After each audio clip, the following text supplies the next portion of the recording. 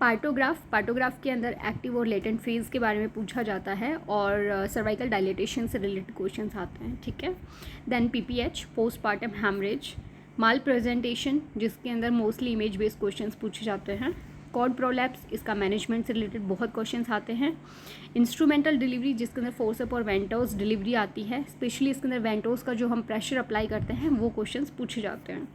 Neural tube defect, इसके अंदर iron folic acid और कैसे होता है वो सारी चीज़ें आपको डिटेल में पढ़नी है। मैक्रोसोमिया एंड शोल्डर डिस्ट्रोशिया, इसके अंदर आपको जो मैनोवर्स हैं उनके रिलेटेड आपको पूरी नॉलेज होना ज़रूरी है, ठीक है। और इसमें मैनेजमेंट रिलेटेड क्वेश्चंस भी पूछे जाते हैं।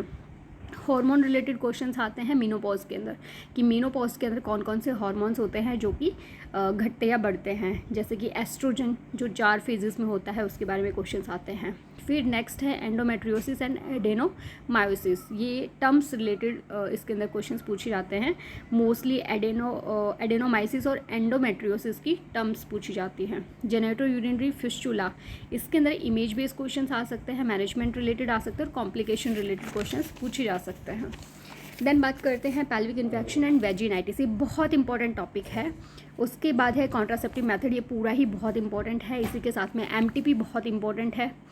फीटल डिस्ट्रेस, जो कि आपके 3 तरह का होता है, अर्ली, लेट और वेरिएबल, उसके अंदर first sign of symptoms, complication और मैनेजमेंट रिलेटेड क्वेश्चंस पूछे जाते हैं।